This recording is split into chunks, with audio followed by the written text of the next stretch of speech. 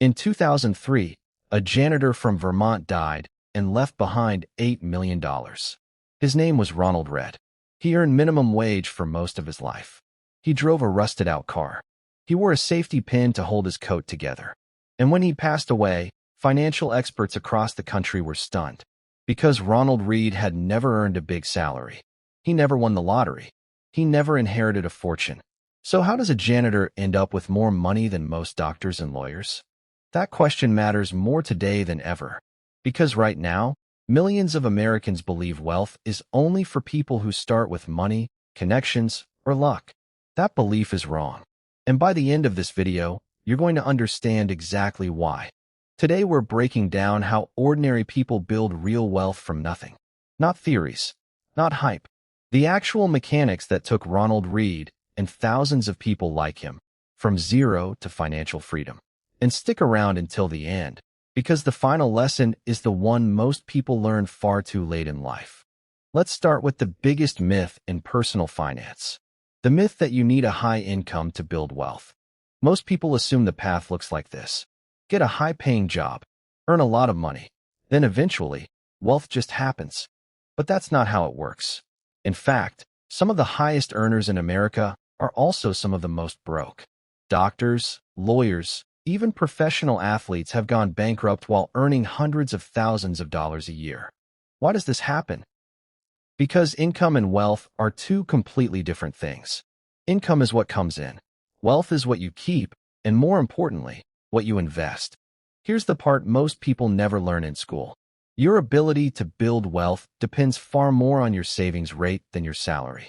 Someone earning $50,000 a year who invests 20% of it will often end up wealthier than someone earning $200,000 who spends everything they make.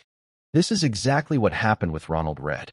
He didn't earn much, but he consistently saved and invested small amounts, decade after decade, into solid dividend-paying stocks. He let time do the heavy lifting. But this is where things get interesting. Time isn't just helpful in investing. It's the single most powerful force in the entire wealth-building process. It's called compound growth, and most people drastically underestimate what it can do. Imagine two people. One starts investing at age 25. The other waits until age 35. Both invest the same amount every month. Both earn the same return. But by retirement, the person who started 10 years earlier can end up with almost double the money. Not because they invested more, simply because they started sooner. This is the hidden truth about wealth. It's not about timing the market. It's about time in the market.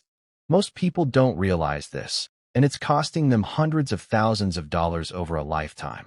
Now let's talk about the next major factor. Because saving alone isn't enough. You need to know where that money goes. This brings us to one of the most important lessons in building wealth from scratch: assets versus liabilities. An asset puts money into your pocket.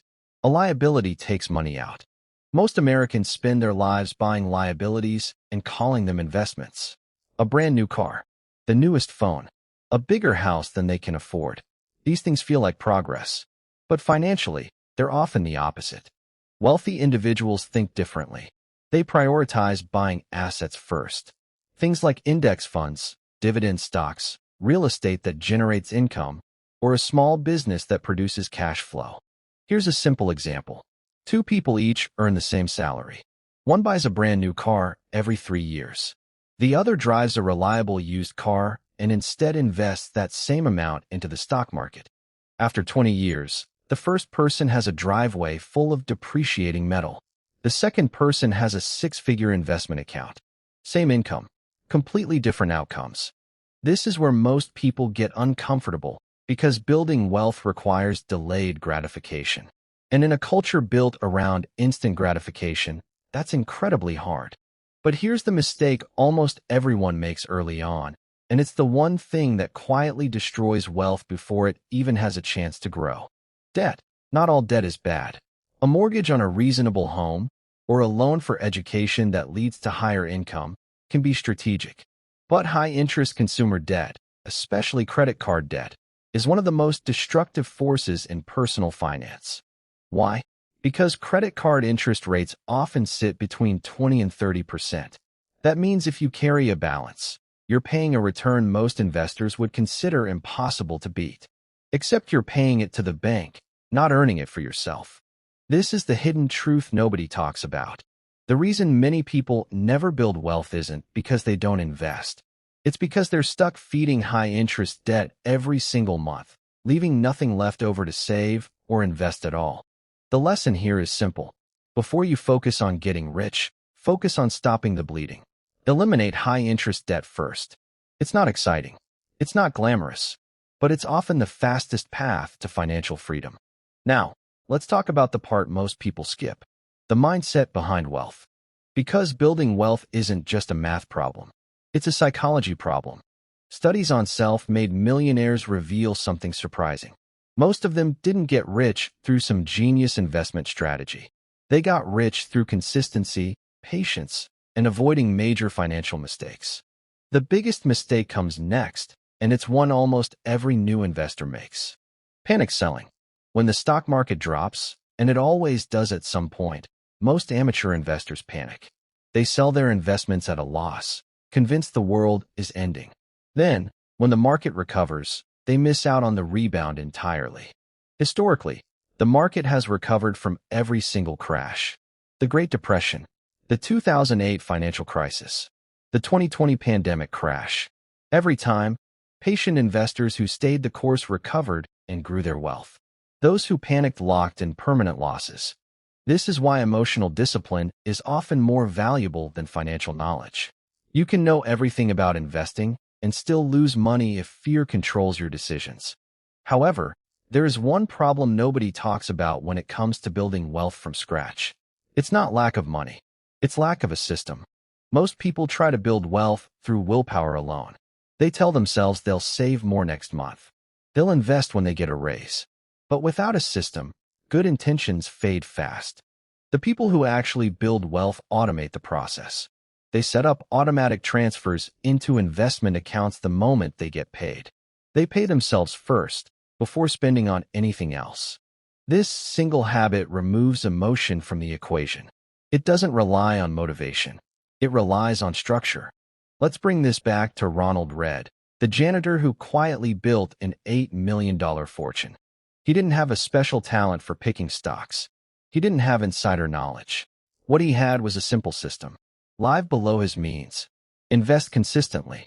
Choose reliable companies. And let decades of compound growth do the rest. That's the entire blueprint. Not complicated. Not flashy. Just consistent. So let's bring everything together. Building wealth from scratch isn't about how much money you start with. It's about the decisions you make with the money you have. It starts with understanding that income is not wealth. Wealth comes from what you save and invest, not what you earn. It requires starting as early as possible, because time is the most powerful tool compound growth gives you. It means prioritizing assets over liabilities, choosing things that build your future instead of things that just look impressive today. It means eliminating high-interest debt before chasing high returns, because you can't build wealth while quietly bleeding money every month. And more than anything, it requires patience. The discipline to stay invested when markets fall. The consistency to keep contributing even when progress feels invisible. Here's the final thought to take with you. Wealth isn't built overnight, and it's rarely built by luck. It's built quietly, month after month, year after year, by ordinary people who make smart, boring, consistent choices.